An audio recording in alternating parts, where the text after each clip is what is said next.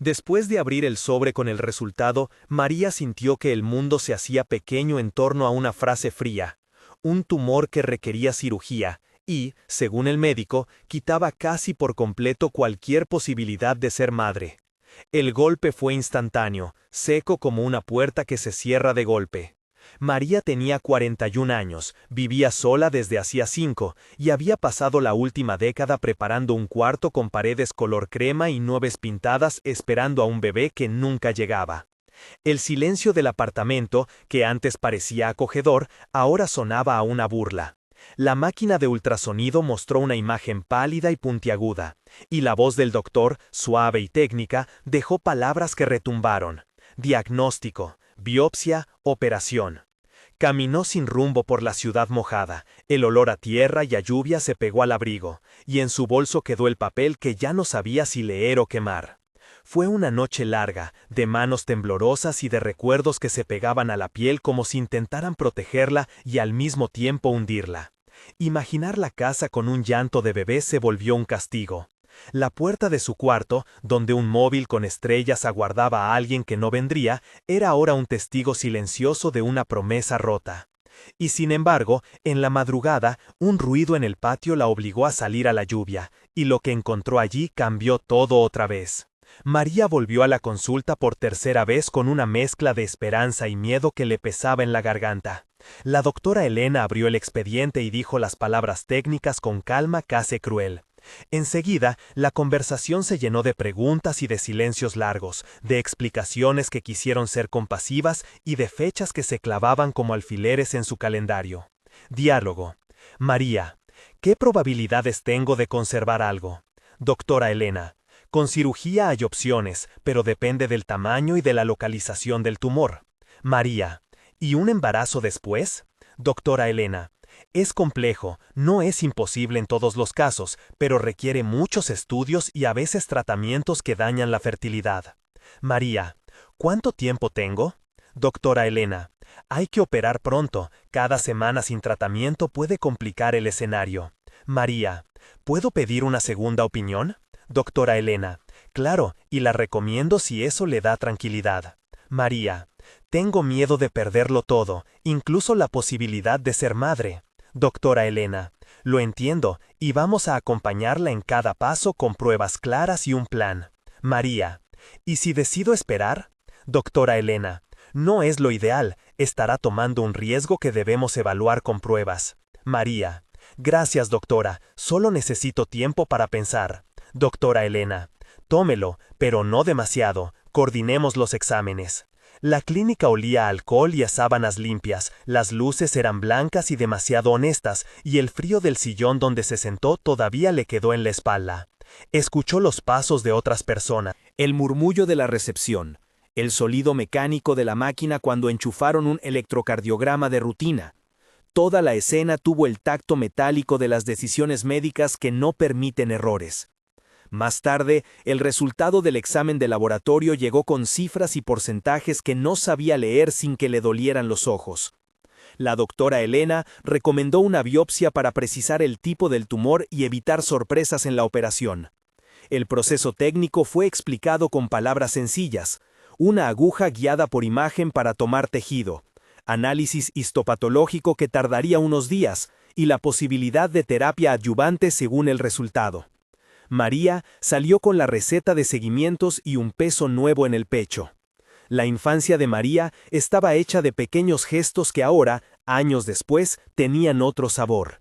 Cuando niña, su madre le enseñó a mecer muñecas con canciones arrastradas, a preparar leche tibia y a esperar nubes en el cielo con paciencia. Creció en un barrio donde las casas se apoyaban unas en otras como si se contaran secretos. Y su padre trabajaba en una carpintería, con manos ásperas que olían a serrín y a aceite. De adolescente, María soñó con carreras y con familia, con una casa llena de voces. Estudió administración, tuvo trabajos que le dieron seguridad, y cuando empezó a desear un hijo, se encontró con públicas respuestas llenas de formalidad y fechas. Intentó tratamientos, inseminaciones que no dieron resultado, esperanzas que se desinflaban y consultas que decían no desesperes, pero no era lo mismo. Sus intentos se mezclaron con noches de llanto en el baño, con hojas de calendario arrancadas sin miramientos. Hubo rupturas, amantes que se fueron, promesas que no se cumplieron. Entonces aprendió a construir una vida para una sola persona. Decoró el cuarto con paciencia obsesiva y dejó los juguetes dentro de cajas cerradas como si fueran joyas en un cofre. Cuando llegó la noticia del tumor, esa historia de intentos y espera explotó en un solo momento, reuniendo humores antiguos y el cansancio de quien ha luchado tanto y aún cree en el milagro. En su biografía había amor, errores, paciencia y una persistente convicción de que, de alguna forma, la vida encontraría una grieta para entrar. Carmen había sido su amiga desde hace 20 años, vecina de planta baja y compañera en tantas tragedias y risas. Su vida era un mapa de acciones concretas: llevarle sopa cuando tenía gripe, esconder boletos de lotería que luego se olvidaban, regar las plantas cuando ella salía y ofrecer un hombro que no juzgaba. Carmen tenía su propia historia de pérdidas, con un marido fallecido y un hijo lejos, pero había hecho de la solidaridad su oficio. Cada vez que María se sentía a punto de ceder al desaliento, Carmen golpeaba la puerta con una bolsa de pan y una risa que intentaba disipar la nube oscura. Pablo, el amigo fiel, trabajaba como técnico de sonido y se convirtió en un confidente, con llamadas a medianoche y consejos sobre cómo mantenerse ocupado. Lucía, la asistente social del hospital, puso reglas y números en la ecuación, pero también ofreció recursos y pasos concretos para gestionar citas y ayudas. Roberto, el policía del barrio, pasó a tener un papel inesperado, atento a cualquier irregularidad. Y Marta, la enfermera que atendió a María en la clínica, fue quien sostuvo su mano durante la biopsia. Existe siempre una red de personajes que actúan con detalles específicos, y en esta historia cada uno tendría una función propia para mover la trama. El día del hallazgo fue una madrugada que olía a tierra mojada y a pasto, con una lluvia fina que hacía brillar las hojas como si estuvieran salpicadas de plata. María no pensó en el peligro, solo en alguna caja que se hubiera volcado en el patio, y al abrir la puerta vio a la niña tirada sobre la hierba, envuelta en una manta empapada. La visión causó un sobresalto, un tiempo detenido, y luego una avalancha de sensaciones. El olor a humedad, el roce frío de la manta en sus manos, el sonido de la lluvia sobre el tejado, la vista de los ojos cerrados y la respiración tenue. Acercó la cara, la niña tenía la piel fría pero no helada, cabello pegado a la frente como si hubiera sido peinado por la tormenta. Y un detalle saltó a su vista: la niña tenía una marca en la muñeca, una cicatriz diminuta en forma de media luna, casi como una letra. No había documentos, no había nombre. María la tomó en brazos con un reflejo que le nació de lo más instintivo, y ese contacto fue eléctrico. La piel pequeña que olía a jabón barato y a lluvia le recordó los juguetes sin usar. La llevó dentro, dejó que la niña se durmiera en el sofá sobre una manta caliente, preparó una taza de leche que probó con la lengua dulce y fría, y al nombrarla salió un nombre que no sabía por qué: Ana. Diálogo en la noche. María: ¿cómo te llamas? Niña: no sé. María: ¿dónde están tus papás? Niña: no me acuerdo. María: ¿te duele algo? Niña: solo tengo frío. María: ¿tienes hambre? Niña: sí, un poquito. María: ¿te asustan las tormentas? Niña: las tormentas me hacen dormir. María: ¿te gustaría quedarte aquí un rato? Niña: sí, con los ositos. María: ¿puedes contarme algo de ti? Niña: tengo sueños con una casa grande. La niña habló poco, con una voz quebrada, y en su respiración había un ritmo que hizo latir el pecho de María de otra manera. Carmen llamó enseguida cuando supo, y llegó con una linterna y una bolsa de ropa seca, con el olor a pan recién horneado. Roberto pasó a mirar la casa desde la calle y ofreció revisar cámaras de la zona. Lucía tomó nota de todo como si estuvieran llenando un expediente, y Marta vino con un termo de té. El patio, la lluvia, la manta empapada, el roce de la lana y la pequeña cicatriz en la muñeca de la niña se convirtieron en piezas de un rompecabezas que nadie sabía cómo armar. Los días siguientes fueron una mezcla de rutina nueva y de viejas advertencias. María improvisó un cuarto de acogida en el salón, colocó el móvil con nube sobre la camita improvisada, y empezó a construir una agenda que combinaba visitas médicas y juegos. Cada escena del día incluyó sensaciones específicas. Al despertarse, el olor del café que Carmen traía. Al salir de casa, el frío del metal del pasamanos. Al cocinar, el sonido de la sartén y el sabor salado de una sopa que sabía a hogar. Al acostarse, el textil suave de la cobija y la luz tibia de una lámpara que proyectaba sombras de nubes. La relación con Ana creció en pequeños gestos cotidianos: cepillar el cabello, lavar la ropa, inventar historias antes de dormir. María, que antes contaba los días en términos médicos, empezó a medir el tiempo por risas infantiles y por el descubrimiento de nuevos sabores en las comidas. Hubo compras en el mercado donde Ana señalaba colores con dedos pegajosos, paseos donde el sol calentaba sus mejillas y el olor a pan se mezclaba con el de las flores del parque. Noches en las que Ana dormía entre sus brazos con un sopor profundo y la respiración que marcaba un ritmo casi ceremonial. Durante esas jornadas, los diálogos con los secundarios fueron constantes y amplios, manteniendo 8 a 10 intercambios en cada encuentro clave. En la tienda del barrio, por ejemplo, el diálogo entre María y el vendedor Pablo duró largo. Pablo: ¿trajiste cosas para la niña? María: sí, pañales y unas camisitas. Pablo: ¿se le ve tranquila? María: sí, por ahora duerme mucho. Pablo: ¿la vas a registrar? No sé, aún no sabemos si es abandono o algo más raro. Pablo: si necesitas algo, yo te ayudo con lo que haga falta. Gracias, Pablo, de verdad.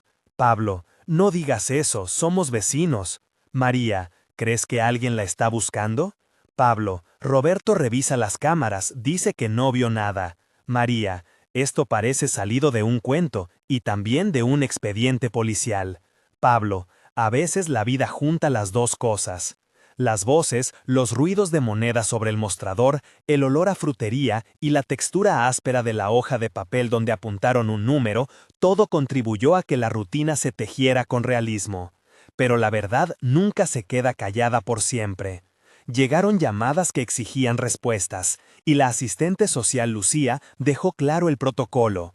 Si una menor aparece sin documentación, hay pasos legales, reportes, registros y un eventual contacto con la delegación de protección.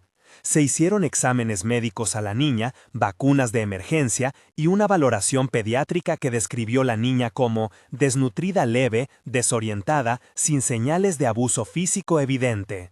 El proceso técnico fue claro y breve en su explicación: examen clínico completo, test de sangre y toxicológico, vacunas de refuerzo. Y un informe para la unidad de protección que detalla signos vitales y observaciones que serán anexadas al expediente. Explicaron también los tiempos de respuesta de la policía y la posibilidad de que la niña quedara en acogida temporal si no aparecían responsables. Lo describieron con términos comprensibles, datos sobre tiempos de trámite y la posibilidad de encontrarse con una familia sustituta en caso de necesidad. María sintió la complejidad una vez más: cuidado médico versus la urgencia de un hogar, y la balanza se volvió un equilibrista que no quería caer. Un par de semanas transcurrieron con aparente calma, un hilo de felicidad que parecía frágil. Había paseos al parque, tardes de pintar, pequeñas victorias como aprender a abrochar botones y una risa contagiosa que entraba por la casa como luz. María sentía en el pecho una transformación que no supo nombrar al principio: la sensación de ser necesaria, de volver a sentirse viva en un sentido profundo que la enfermedad no había conseguido borrar. Sin embargo, algunas voces advertían con prudencia. Carmen repetía la idea de que no podían posponer el tratamiento. Lucía insistía en la legalidad de los trámites. Doctora Elena llamó con resultados preliminares que exigían una decisión. Hubo un momento en que María tuvo que elegir entre retrasar la operación para seguir cuidando a Ana y aceptar la intervención de inmediato. La tensión se combinó con el miedo a perderlo todo, a elegir mal, y con esa mezcolanza de emociones que viene cuando el corazón dicta en contra de la razón. Llegó entonces una conversación clave en la que las voces se entrelazaron con 8 a 10 intercambios y que significó un punto de quiebre. Carmen: no puedes esperar más con tu salud, María. María: no puedo dejar a Ana sola. Carmen: tiene a la comunidad, y si hace falta yo la cuido. María: pero ¿y si regreso y ya no está? Carmen: no vamos a dejar que eso pase, hablamos con Lucía y con Pablo. Lucía, si usted firma el consentimiento para la intervención, podemos gestionar una acogida temporal segura. María, ¿confío en la gente para que la cuide? Lucía, tenemos protocolos y una familia de acogida que aceptó cuidarla mientras usted se recupera. María, ¿cuánto tiempo podría durar eso? Lucía, depende, puede ser un mes, 2, pero habrá visitas programadas. María, ¿y si nunca la vuelvo a ver? Carmen, haremos todo para que eso no pase, María, confía en mí. María cerró los ojos, el sonido de la lluvia ahora era un telón que amortiguaba todo, y la decisión empezó a tomar forma con una mezcla de miedo y voluntad. La textura rugosa del papel donde firmó la autorización parecía dictar un nuevo destino en tinta. Los momentos de tensión se multiplicaron y fueron descritos con detalle sensorial y emocional en 3 instantes que marcaron la historia. Primero, la noche antes de la operación, cuando María sintió que todo podía desaparecer y la ansiedad apretó su pecho. Las luces del hospital emitían un resplandor blanquecino que quemaba la piel con su claridad. El olor a desinfectante se pegó a su ropa, sus manos sudaban, y el sonido de un monitor en otra sala la hizo pensar en un tambor que no puede parar.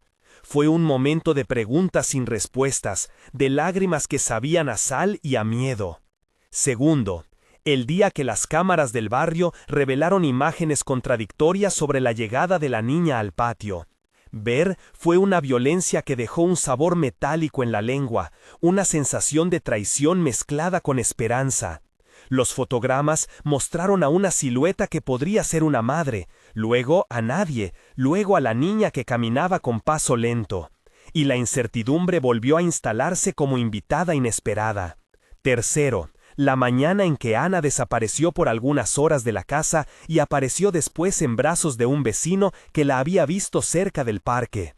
El corazón de María se detuvo, el tacto frío del suelo bajo sus manos cuando buscó, el olor de tierra removida por las zapatillas, el sonido acelerado de los vecinos que buscaban, todo hizo que su cuerpo se moviera con urgencia y con un miedo primitivo que la dejó sin voz.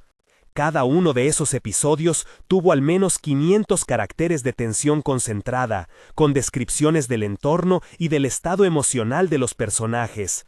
La operación se hizo y el hospital se convirtió en una caja de sonidos mecánicos y olores inolvidables.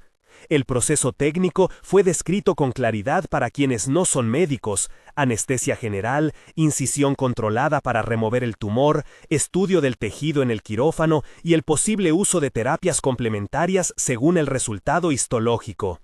El informe posterior habló de márgenes limpios, de observación en la unidad y de un tratamiento que impediría, en la mayoría de los casos, una recidiva si se seguían las recomendaciones. María despertó con una sed grande, con el sabor metálico de la anestesia en la garganta, con la mano de Marta apretándole la suya y con una rendija de luz que se colaba por la cortina del cuarto. Al volver a casa después de unos días, la casa le olió a jabón y a pan, y Ana corrió hacia ella con un abrazo que le apretó el estómago y le dio fuerzas nuevas. La relación con Ana era profunda, y en cada escena hubo descripciones sensoriales que usaron los 5 sentidos. La vista de sus ojos cuando descubría un juguete, el sonido de su risa mientras corría por la cocina, el olor del pelo recién lavado, el tacto de sus manitas arrugadas sobre la mejilla de María y el gusto de las galletas que comían juntas. Las conversaciones en las que participaban los vecinos y los amigos fueron extensas y llenas de matices. Roberto trajo noticias de la policía sobre la investigación del abandono, con diálogos largos. Roberto: hemos revisado cámaras y casas cercanas. María: ¿no encuentran a nadie? Roberto: aún no, hay una silueta borrosa a 2 calles, pero no suficiente para identificar. María: ¿podemos revisar más grabaciones? Roberto: sí, pero toma tiempo, y a veces las imágenes no ayudan. María: ¿qué dice la delegación? Que sigamos recogiendo testimonios, que las pruebas físicas pueden tardar. ¿Y la niña? ¿Está segura? Está en un entorno seguro por ahora. La comunidad está ayudando. Gracias por todo. No sé cómo agradecerles. Roberto: estamos haciendo nuestro trabajo, pero se siente bien ayudar. Estas conversaciones, llenas de pausas y de miradas, mostraban cómo la comunidad se volcaba y cómo la vida burocrática de la investigación se cruzaba con la vida íntima de la casa, Un día, una evidencia inesperada llegó y cambió definitivamente el rumbo. Al revisar unas grabaciones de una cámara de seguridad casera, Pablo encontró un detalle que nadie había notado. En un fotograma, la niña parecía llevada por una mujer que caminaba con una muleta. La muleta era visible en la sombra proyectada en el borde de la imagen, y la forma de la mano, el modo en que sujetaba la manta, sugirieron una figura que podría tener urgencia o limitaciones físicas. Además, otra cámara en la esquina captó un instante en que la niña parecía dormir en la entrada de la casa, y la secuencia previa mostró un carro estacionado que no figuraba en las primeras revisiones. Al ver eso, las personas reunidas sintieron un vuelco. Se organizó una reacción en cadena.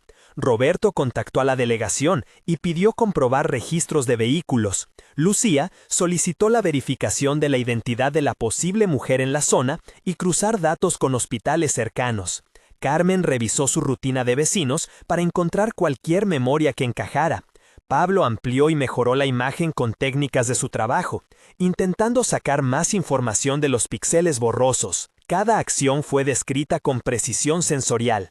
El brillo de la pantalla, el olor a café en la cocina donde reunían las imágenes, el sonido de los teclados, el tacto frío del plástico de una muleta que encontraron como posible pista. La hipótesis abrió una puerta que por momentos pareció ofrecer una explicación humana a lo ocurrido. A la par de las investigaciones, la vida cotidiana siguió con momentos de ternura y retos.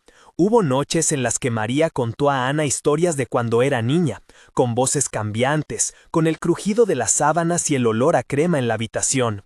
Días de compras donde eligieron juntos la ropa y el sabor de las fresas quedó memorizado en la cara de la niña. Estas escenas sirvieron para que el vínculo se fortaleciera y para que la comunidad viera con claridad que lo que al principio parecía un episodio breve se había transformado en un lazo profundo. Las conversaciones con los médicos sobre la recuperación de María incluyeron recomendaciones nutricionales, fisioterapia y controles periódicos, y Marta la acompañó con frases sencillas que la sostuvieron. Así se tejió una red en la que cada personaje cumplió un rol definido. Carmen como cuidadora de confianza, Pablo como apoyo técnico, Lucía como nexo institucional, Roberto como enlace policial, Marta como soporte sanitario y la doctora Elena como guía médica. Un punto culminante fue el día en que la verdad pareció acercarse. Las pruebas cruzadas indicaron que una clínica en un barrio vecino había atendido a una mujer con una muleta, que había pedido salir rápido de la sala, nerviosa y con una manta. La descripción encajaba con la sombra de la grabación. Se organizó una visita discreta, y en ese encuentro hubo un intercambio de 8 a 10 turns de diálogo que resultó tenso y revelador. María: ¿usted conoce a esta niña? Mujer: no puedo hablar mucho. María: ¿por qué la dejó en mi patio?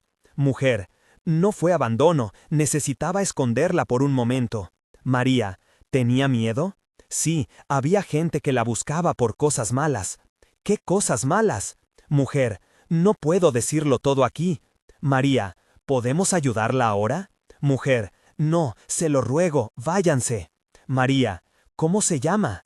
Mujer: no lo sé, la llamaban por otro nombre. María: ¿quiere que hablemos con la policía? No, por favor, no me lleven.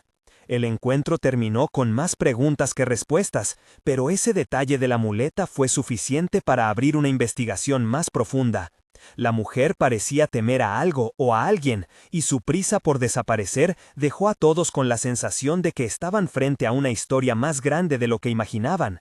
La desaparición temporal de la niña en un barrio cercano encendió la alarma, pero también mostró la capacidad de reacción de la comunidad.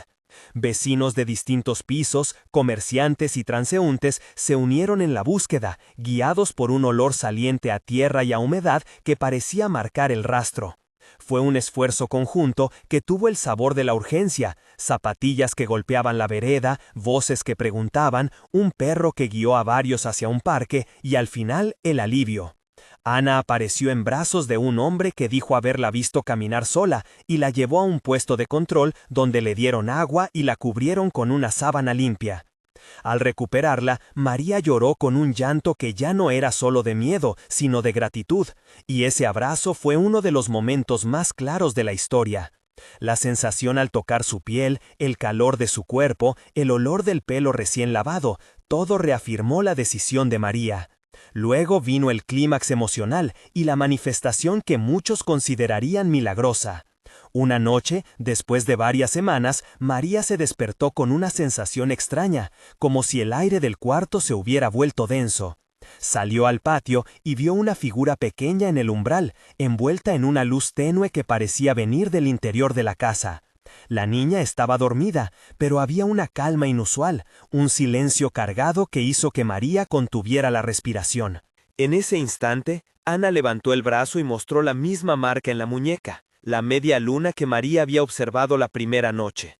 Pero ahora la marca parecía más nítida, casi resplandeciente a la luz amarilla. María sintió un calor en el pecho que no supo identificar entre milagro y alivio médico. No fue una visión espectacular, no hubo rayos ni voces, solo una certeza profunda de que algo más grande actuaba. Se sentó en el suelo junto al umbral, tocó la mano de Ana y fue como si una corriente eléctrica pequeña y amable la recorriera. Ana abrió los ojos y dijo con voz serena: «Niña, mamá siempre me dijo que la luna cuida». «María, ¿tu mamá te dijo eso?» «Sí, y que la luna me buscaría cuando esté sola». María se inclinó y lloró, sin palabras para explicar lo que sentía. Y la comunidad alrededor, testigos de pequeños milagros cotidianos, replicó esa emoción. En la clínica, los médicos observaron la recuperación de María con asombro y dijeron que algunos indicadores que habían sido preocupantes se normalizaron, que la recuperación fue más rápida que lo esperado para su procedimiento. La doctora Elena habló de factores personales, apoyo social y estado anímico que pueden incidir en la recuperación, con un tono profesional que a la vez sonó casi reverente ante el cambio. Algunos hablaron de fe, otros de una coincidencia que se hizo significativa por la fuerza del afecto. Lo real y lo deseado se cruzaron, y la vida de María empezó a consolidarse en una nueva forma. El epílogo vino en 3 tiempos y sumó la longitud de una historia que necesitaba respiración. A un mes de lo ocurrido, María había vuelto a sus rutinas médicas y a la fisioterapia, pero ahora con una agenda que incluía visitas al parque con Ana y llamadas programadas con la familia de acogida que velaba por la menor cuando ella debía salir. Los controles médicos mostraban avances y la doctora Elena elogió su adherencia al tratamiento. La comunidad seguía siendo un pilar. Carmen cocinaba a menudo, Pablo la acompañaba en trámites y Roberto mantenía informados los avances de la investigación. María había recuperado peso, su piel tenía otro color, y el cuarto con nubes empezaba a coger juguetes que habían dejado de estar solo en cajas. A 3 meses, la investigación policial había arrojado luz parcial. La mujer con muleta fue identificada como una persona que cuidaba de la niña para protegerla de un entorno problemático, y había decidido dejarla por un lapso en manos de alguien que consideró seguro. Las autoridades establecieron medidas de protección y la posibilidad de reunir a la niña con parientes lejanos fue evaluada. María, con el consentimiento de la delegación, logró visitas extendidas y una cercanía mayor que le permitió integrarla en su día a día. Su recuperación médica seguía bien y la narrativa del tumor quedaba, poco a poco, como una cicatriz que recordaba lo vivido pero no dominaba su presente. A los 6 meses, la vida había mutado de manera notable. La casa tenía risas constantes, el cuarto de nubes ya mostraba juguetes en uso. Ana había aprendido a decir mariposa y a nombrar colores. María retomó proyectos laborales a tiempo parcial y se convirtió en una figura consolidada en la rutina de la comunidad. La marca en la muñeca de Ana seguía allí y para María era un emblema de aquella noche en la lluvia, una señal que combinaba miedo y consuelo. El resultado médico confirmó estabilidad y la posibilidad real de un futuro con control y esperanza. Si esta historia te conmovió, cuenta en los comentarios cuál fue el momento que más te tocó. Si quieres, empieza tu comentario con «Me emocionó cuando» para que sea fácil de leer. Sabemos que historias así despiertan sensaciones potentes y compartirlas ayuda a crear una comunidad que se sostiene con empatía. Dejando tu experiencia, ayudas a otros a sentirse menos solos y nos inspiras a seguir contando relatos de vidas que se transforman. Ahora volvamos a la trama, porque aún quedan preguntas y respuestas por aparecer. La conclusión recapitula con ternura y con una claridad que invita a la esperanza. María entró en su casa devastada por la noticia y salió con un amor nuevo que le dio fuerzas para luchar por su salud. La transformación fue concreta, controles médicos que avanzaron positivamente, la reconstrucción de un proyecto vital que incluía a Ana y la reparación de un tejido comunitario que sostuvo a 2 personas en momentos críticos. El símbolo que ató el inicio y el final fue la marca en la muñeca, la misma que la primera noche había sido un enigma y que ahora era un lazo visible entre pasado y presente. El cuarto que esperaba un bebé que no llegaba empezó a llenarse de vida y de ruido, y la lluvia que una vez fue testigo de un abandono se convirtió en recuerdo de ese encuentro que reconfiguró destinos. Si esta historia te llegó al corazón, deja un comentario con un corazón y suscríbete para recibir más relatos de vidas reales que muestran cómo la esperanza y la comunidad pueden cambiarlo todo. Todo tiene sentido cuando el amor encuentra un camino, y la vida, a pesar de todo, siempre busca renacer.